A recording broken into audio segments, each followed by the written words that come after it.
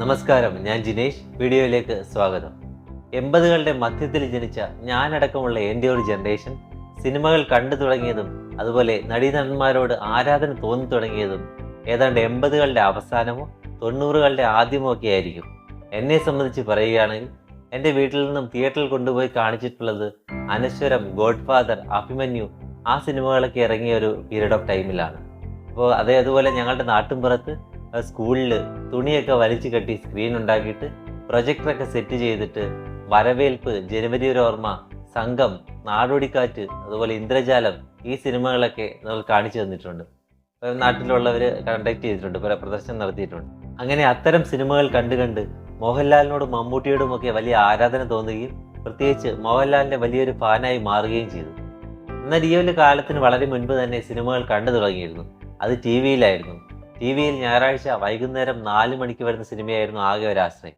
അങ്ങനെ ഞായറാഴ്ച വൈകുന്നേരം 4 മണിക്ക് വരുന്ന സിനിമകളിൽ കൂടുതൽ ചിലപ്പോൾ ബ്ലാക്ക് ആൻഡ് വൈറ്റ് സിനിമകളാവും, ചിലപ്പോൾ 80കളിൽ വരുന്ന മോഹൻലാലിൻ്റെയും മമ്മൂട്ടിയുടെയും രതീഷിൻ്റെയും ശങ്കറിൻ്റെയും ഒക്കെ സിനിമകളായിരിക്കും. ബ്ലാക്ക് ആൻഡ് വൈറ്റ് സിനിമകൾ മോശമാണെന്നല്ല, ആ ഒരു ചെറിയ പ്രായത്തിൽ ചെമ്മീനും ജീവിതനവകയും നീലക്കുയിലും ഒക്കെ കണ്ടു കഴിഞ്ഞാൽ അതിൻ്റെ ആശയങ്ങളെ ഉൾക്കൊള്ളാൻ വേണ്ടിയുള്ള അറിവില്ലായിരുന്നു കൂട്ടിക്കോളും. പിന്നീട് കുറച്ച് മുതിർന്നപ്പോൾ ഇവയൊക്കെ കണ്ടപ്പോൾ മനസ്സിലായി ഇതൊക്കെ തീർച്ചയായിട്ടും വലിയ സൃഷ്ടികൾ തന്നെയാണെന്ന്. അതുപോട്ടെ, ആ ഒരു കാലഘട്ടത്തിൽ ഈ പറഞ്ഞ 80കളിൽ വരുന്ന സിനിമകൾ, 80കളിലെ മോഹൻലാലിൻ്റെയും മമ്മൂട്ടിയുടെയും രതീഷിൻ്റെയും ശങ്കറിൻ്റെയും ഒക്കെ സിനിമകൾ കാത്തിരിക്കാൻ തുടങ്ങിയിരുന്നു. അത്തരം സിനിമകൾക്കിടയിലാണ് ഒരു മീശയില്ലാത്ത ചെറുപ്പക്കാരൻ കണ്ണിൽപ്പെടുന്നത്.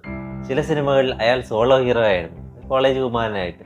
ചില സിനിമകളിൽ അയാൾ മോഹൻലാലിൻ്റെയും മമ്മൂട്ടിയുടെയും ഒക്കെ അനിയനായിട്ട് വേഷമിട്ടു. അപ്പം എന്തൊക്കെയാണെങ്കിലും ആ ഒരു നടനോട് ആയിരുന്നു ആദ്യത്തെ ആരാധന എന്ന് പറയുന്നത്. അപ്പം ഞാനടക്കമുള്ള എൻ്റെ ഒരു ജനറേഷൻ കൂടുതൽ പേരും അങ്ങനെ തന്നെയായിരുന്നു. ഒരു കോളേജ് യൂത്ത്, ഞാനൊരു സ്കൂളിൽ പഠിക്കുന്ന ടൈമാണ്. ഒരു കോളേജ് കുമാരന്മാരെ സംബന്ധിച്ച് അയാളൊരു റോൾ മോഡലായിരുന്നു. കോളേജ് കുമാരിമാർക്ക് അയാളൊരു സ്വപ്ന നായകനായിരുന്നു.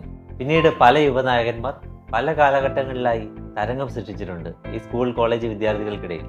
എന്നാൽ അതിൽ ഏറ്റവും എടുത്തു പറയേണ്ടത് ഈ പറഞ്ഞ 97-98 കാലഘട്ടത്തിൽ കുഞ്ചാക്കോവൻ തീർത്തൊരു തരംഗമാണ്. അതിന് പക്ഷേ ഈ പറഞ്ഞ കേബിൾ ടി വി നെറ്റ്വർക്കിൻ്റെയും അതുപോലെ മ്യൂസിക് ചാനലുകളുടെയും ഒക്കെ പിൻബലം ഉണ്ടായിരുന്നു. എന്നാൽ 80കളിൽ ഞാൻ ഈ പറഞ്ഞ മീശയില്ലാത്ത നടൻ തീർത്ത തരംഗം എന്ന് പറയുന്നത് അത് ഇതിനും അപ്പുറമാണെന്ന് പറയേണ്ടി വരും. ഇന്ന് നമ്മൾ പറയുന്നത് ആ 80കളിൽ തരംഗം തീർത്ത യുവനായകൻ്റെ കഥയാണ്.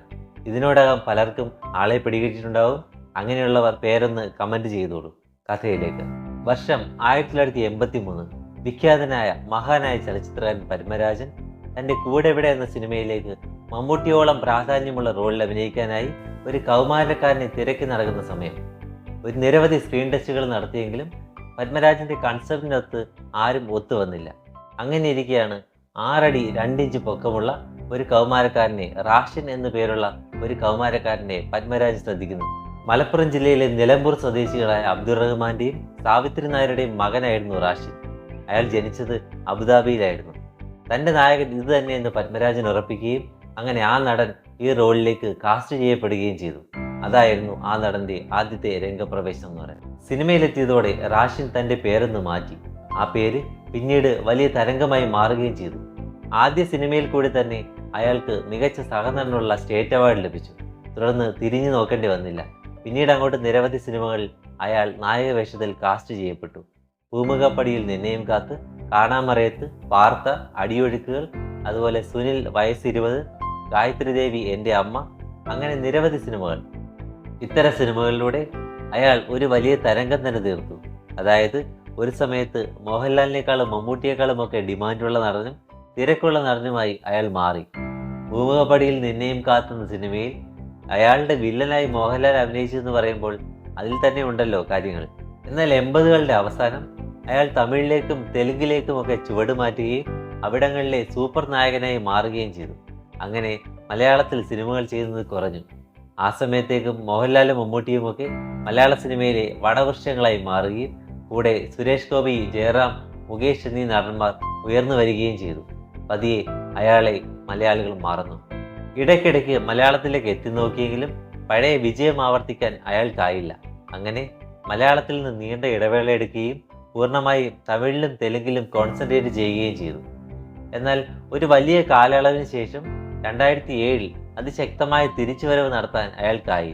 ഇത്തവണ ബ്ലാക്ക് എന്ന സിനിമയിൽ ആ മമ്മൂട്ടിക്കൊപ്പം, അതായത് മമ്മൂട്ടിയുടെ ഉപനായകനായിട്ടാണ് അയാൾ അഭിനയിച്ചത്. തൊട്ടടുത്ത വർഷം തന്നെ രാജമാണിക്യത്തിലും ഉപനായകനായി അഭിനയിക്കാൻ അയാൾ കഴിഞ്ഞു. അങ്ങനെ വീണ്ടും തിരിച്ചുവരവിൽ ശ്രദ്ധേയമായ വേഷങ്ങൾ അയാൾ ചെയ്തു. റോക്ക് ആൻഡ് റോൾ, നന്മ, അതുപോലെ എബ്രഹാം ആൻഡ് ലിങ്കൺ, അങ്ങനെ നിരവധി സിനിമകൾ, വെറുതെ ഒരു പാരിയൽ ഗസ്റ്റ് റോള്, അപ്പം അങ്ങനെ നിരവധി സിനിമകൾ അയാൾ ചെയ്തു. എന്നാൽ ട്രാഫിക്കിലും അതുപോലെ മുംബൈ പോലീസിലും ചെയ്ത വേഷങ്ങൾ അയാൾക്ക് വീണ്ടും മലയാളി മനസ്സിൽ സ്ഥാനം നേടിക്കൊടുത്തു. ഇത്തവണ പഴയ ആ പ്രണയ നായകനായിട്ടല്ല എന്ന് മാത്രം.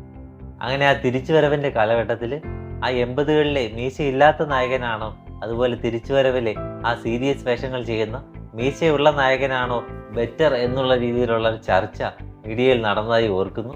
ഇപ്പോഴും നിരവധി വേഷങ്ങളുമായി അയാൾ മലയാള സിനിമയിലുണ്ട്. നമ്മൾ ഈ പറഞ്ഞത് മുഴുവൻ മലയാളത്തിലെ അയാളുടെ നേട്ടങ്ങളും നഷ്ടങ്ങളും ഒക്കെയാണ്. പക്ഷെ ഒന്നോർക്കുക, തെലുങ്കിലും തമിഴുകളിലും നിരവധി സൂപ്പർ ഹിറ്റുകൾ സൃഷ്ടിച്ച അയാൾ സൗത്ത് ഇന്ത്യയുടെ തന്നെ ഏറ്റവും മികച്ച നടന്മാരിൽ ഒരാളാണ്. അത് നമ്മൾ മറക്കരുത്. ഫിലിം ചേംബർ, ഫിലിം ക്രിട്ടിക്സ് അവാർഡുകൾ അയാൾക്ക് ലഭിച്ചിട്ടുണ്ടെങ്കിലും അയാൾക്ക് ലഭിച്ച ഒരു അവാർഡ് മലയാളി മനസ്സിൽ അയാൾ ആരായിരുന്നു എന്നുള്ളതിൻ്റെ തെളിവായി മാറി. ദുബായ് ആസ്ഥാനമായ സംഘടന നൽകുന്ന എവറസ്റ്റ് ഫിലിം അവാർഡായിരുന്നു അത്. കഴിഞ്ഞ 78 വർഷത്തെ മലയാള സിനിമയുടെ 78 വർഷത്തെ ചരിത്രത്തിൽ ഏറ്റവും വലിയ ട്രെൻഡ് സെറ്റർ ആയ താരം ഇതായിരുന്നു ബഹുമതി. അതിൽ ജൂറികൾ ആരായിരുന്നു? കമലഹാസൻ, ശ്രീദേവി, മഞ്ജു വാര്യർ, നദിയ മൊയ്തു എന്നിവർ. ഇതിനപ്പുറം അയാൾ ആരായിരുന്നു എന്നുള്ളതിന് തെളിവ് വേണം. ഞാൻ ഈ വീഡിയോയിലുടനീളം പറഞ്ഞ താരം ആരാണെന്ന് മനസ്സിലായവർ ആ പേരൊന്ന് കമൻറ്റ് ചെയ്തോളൂ. വീഡിയോ ഇഷ്ടമായെങ്കിൽ ലൈക്ക് ചെയ്യുക, അഭിപ്രായങ്ങൾ കമൻറ്റ് ചെയ്യുക. ഇതുപോലെ മറ്റൊരു താരത്തിൻ്റെ വിശേഷവുമായി മറ്റൊരു വീഡിയോയിൽ കാണാം. Thank you.